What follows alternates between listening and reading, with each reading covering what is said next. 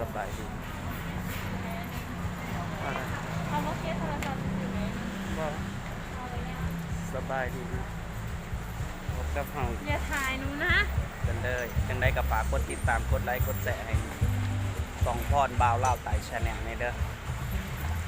คอยเป็นกำลังใจสบายดีขอให้สิใหญ่กดติดตามคนละไลค์คนละแชร์ในเด้อพี่น้องเด้อฝากไว้นำเองฝากไปเบิ่งกันเด้อเนี่ยอยากไปชมวิวอยากไปเบิ่งน้ำก่อนครับเป็นงานต้องไปทาน้ำนกหนักยางกับตลาดไปประมาณ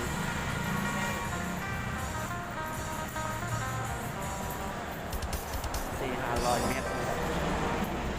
ยางลงไปทาน้ำนก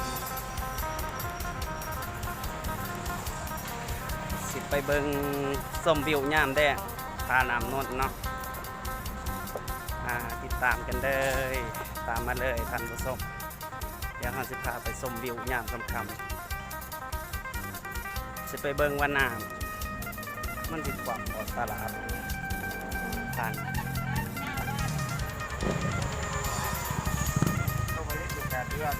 ไปเบิ่งว่าน้ำมันขึ้นแห้งบ่บรรยากาศยามกลางคืนก็สิเงียบๆเนาะทันอาการโควิดส่วนไปกับเจมันนี่เจเป็น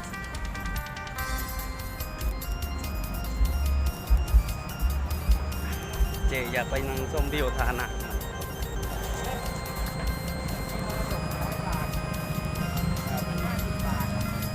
อยากมาเบิ่งหน้าอันนี้ก็แยกไปพนังเก่าเนาะใกล้สิฮอดท่าน้ำแล้วนี่ก็ฮอนาฬิกาท่าน้ำนนท์เนาะเฮายางมาจากทางตลาด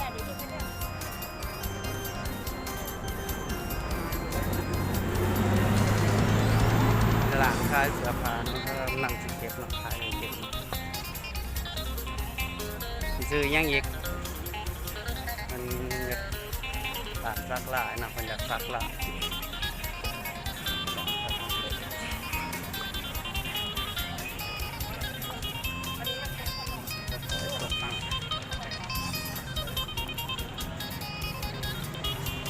อันนี้ก็ฮอนาฬิกา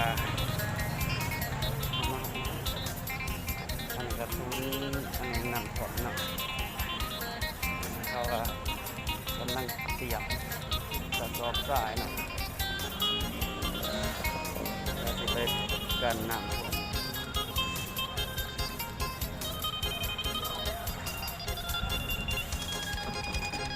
อันนี้จะหานาฬิกาทาน้ำนก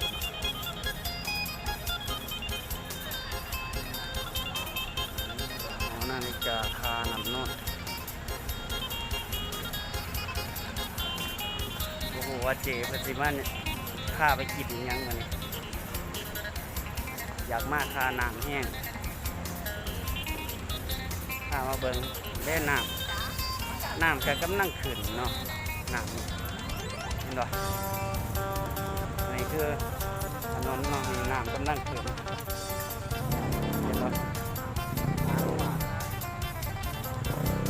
น้ำกำลังขึ้น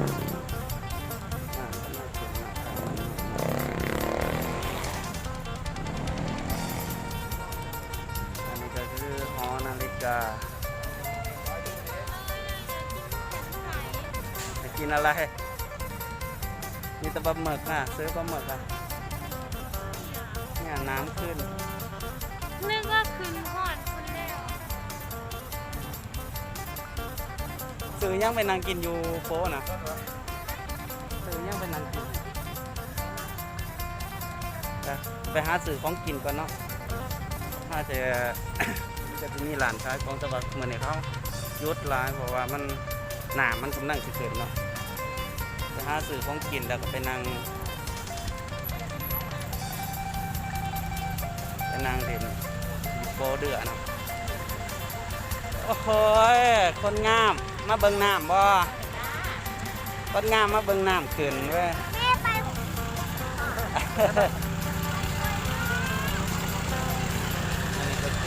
น้ำ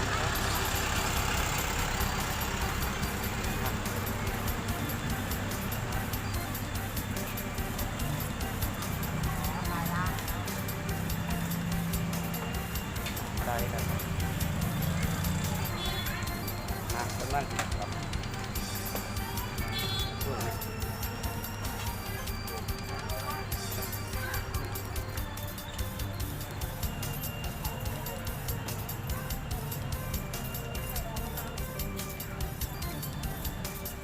ตอนหนึ่งก็จะไปหาซื้อของกินก่อน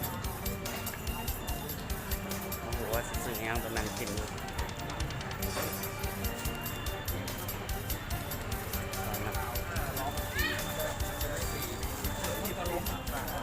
ของกินแบบนี้ยังนึงเด็ด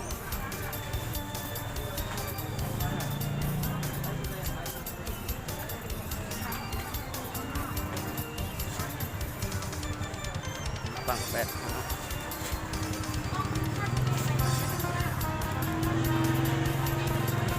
เอาจังใหม่เหรอฮะ เป็นเก่าซีให้ยิงไหมไม่ต้องลอยน้ำไหลบอกของมันค่ะ ตอนนี้มาเสิร์ฟปลาหมึก เอายัง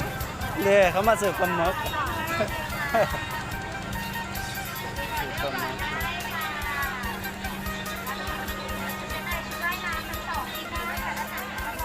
เป็นนักยาอันนี้ใหม่30 บาทนั่นเลย น้ำจิ้มแล้วเสร็จ อันใหม่ละ30 บาทอันใหม่ละเท่าไหร่ ที่ขา อันใหม่ละ15 บาทอันใหม่ละ30 บาทอันนี้มันแตะยังวะอันนี้นวดนั่นวะ ไข่มัน ไข่ปลาหมึกลูกชิ้น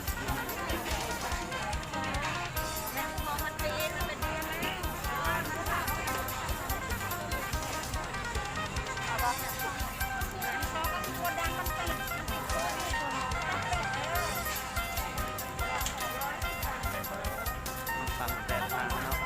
อันนี้ของหลังเมืองนนท์ของหลังชานะ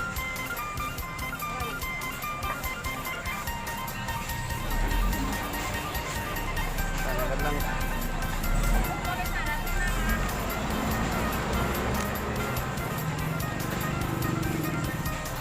รออาหารอยู่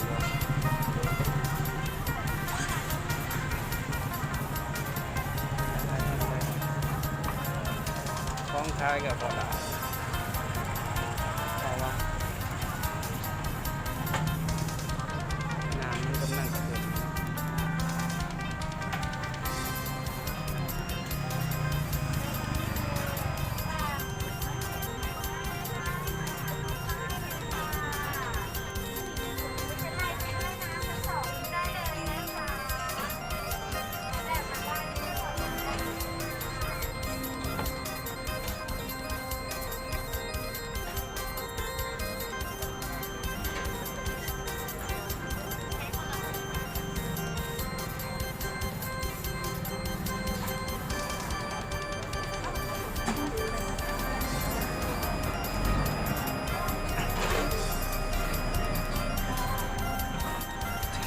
อยากกินซาไข่หมก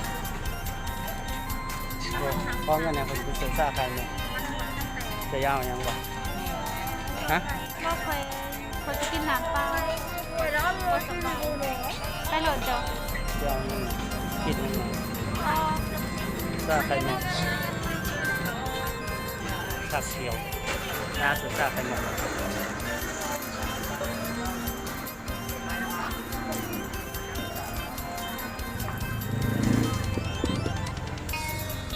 โอ้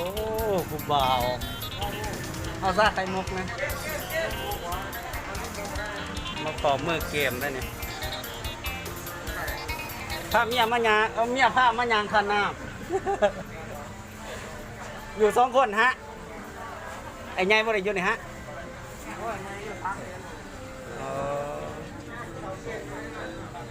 โอ้ถ่าย YouTube อยู่ แม่เจ้า มาพอผู้บ่าวค้าซ่าไข่หมกเลยนี่ว่าโอ้ขอบใจว่าเพิ่นแจกฟรีแล้วนี่แค่นั้น นอนเด้อนี่เด้อ ลัง เป็นแจกฟรีได้ผู้บ่าวนี่ขอบใจเด้อ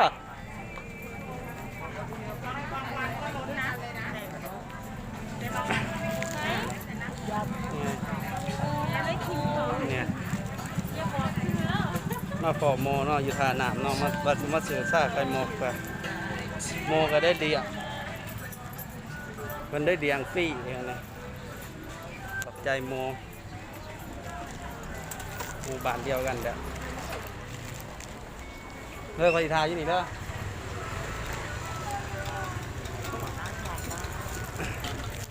ขอบใจหลายๆเด้อซาไข่หมกแล้วซาไข่หมกทานำนวดเนาะโมเป็นเดียงเนาะเฮาว่าสิซื้อเพิ่นจะเพิ่นเดียงเฮาฟรีเนาะวันนี้นะ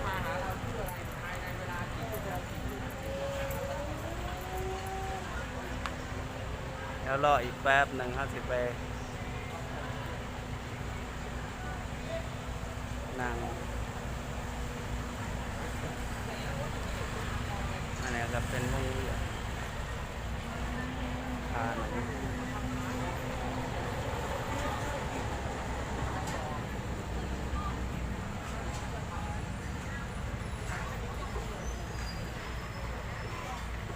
ไปเบิ่งหน้าเนาะมันก็ศูนย์ช่วยเดือนน้ำท่วม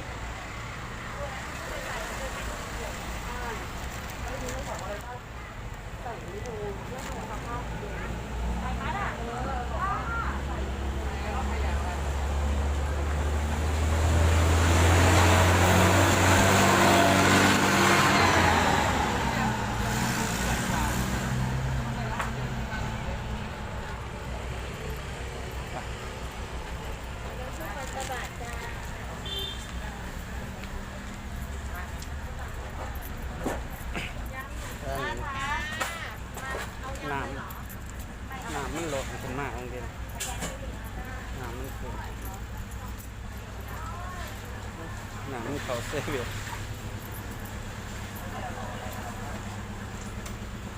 เบิ่งน้ำมันได้มาก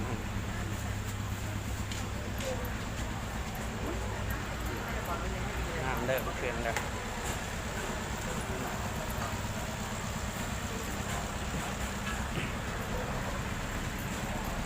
น้ำเดิมไหลเขาเลยเนาะได้มาจากทาน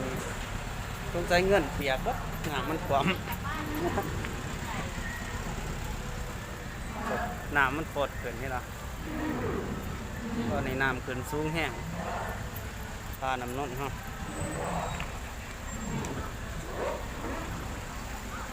ขึ้นจนเต็มเลยว่ะมีเครื่องสูบก็สูบออกเลยสูบน้ำออกเลยเนาะคนกระบอกคอยสิลายเพราะว่าช่วงนี้ก็โควิดเนี่ยปกติคนสิลายอย่างหนึ่งเด็ดบรรยากาศก็ดีดีเจเป็นข้ามากินปลาหมึกมันวุบน้ำเลยเบิ้งคุณนะน้ำถึงแห้งแห้ง มีปลาหน่อยนะ ปลาเสือโอ้เห็นหรอน้ำฟดบุบบุบบุบบุบบุบบุบบุบเดี๋ยวสิบอกว่าน้ำซักซิดแล้วเอาขวดมาตักเอาหรือโบแมนนั่นนะเห็นหรอ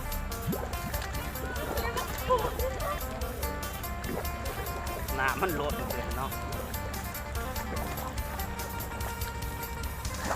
กินน้ำมันเต็มมันหางมันก็เต็มเลยนะเต็มตัววัตถุ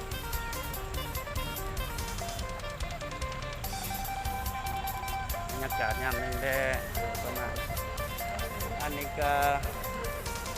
ศาลากลางเก่าของจังหวัดเนาะเป็นตึกใหม่ทั้งเบิดอันนี้ก็คือท่าน้ำนนท์ท่าน้ำจังหวัดนนท์บรรยากาศน้ำแดงงามสวยงามโอ้ยน้ำขึ้นแห้งเป็นแห้งวะก็บ่ได้มายางย่ำแดงคือเขาเป็นปีเลยเด้มา เบิ่งเนาะอันนั้นก็เรือด่วนเจ้าพระยา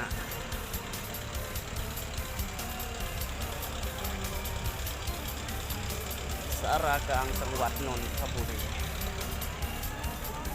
เบิ่งน้ำขึ้นบ่นะ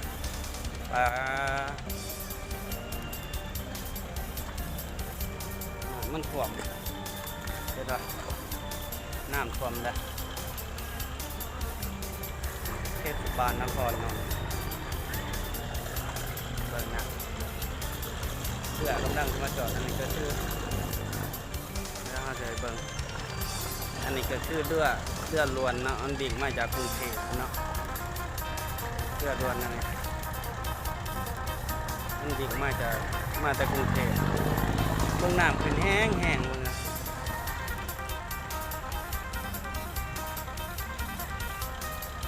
โอ้โหมันติดความหมดเลย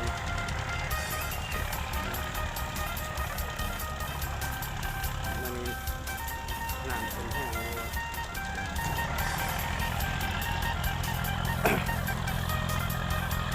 คนลงจากเรือลำบักไงนะมันโคตรแห้ง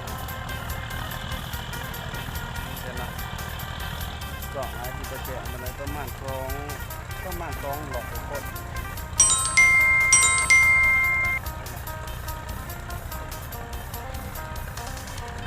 มันหลอกน้ำ2 หลอก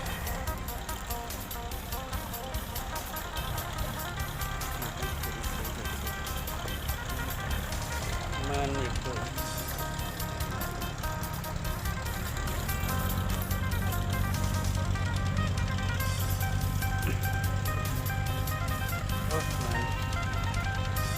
มันจะเป็นนาง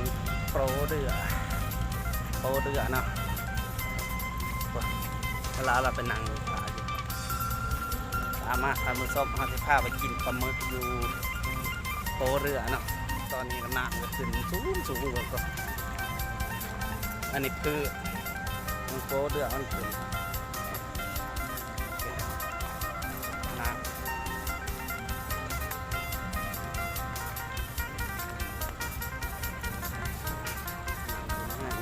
ร้านใหญ่ร้านอะไรเกษตรร้านแรกร้านสอง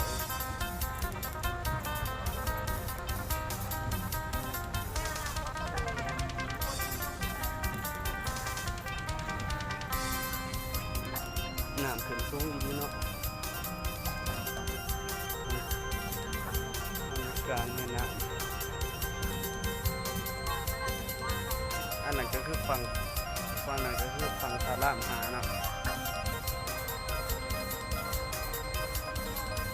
เบอร์เป็นเบอร์บอกฝั่งตลาดหา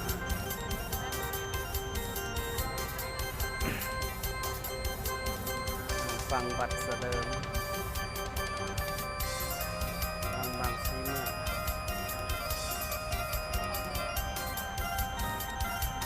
น้ำเป็นสูง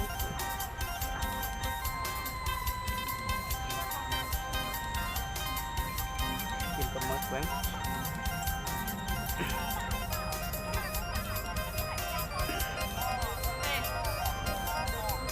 แซ่บวะซื้อปลาหมึกมาอะไรนี่เลย100วะอันนี้ก็คือเรือล้วนนะเห็นปะเรือล้วนเจ้าพระยาเรือเปล่านะนี่คือเรือเปล่าเรือเปล่ามากินปลาหมึกกัน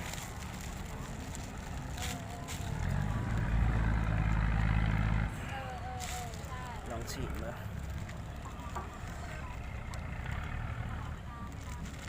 มาเลยท่านผู้ชมกินปลาหมึกเห็นไหมปลาหมึกกินปลาหมึกขิมน้ำเนาะบรรยากาศ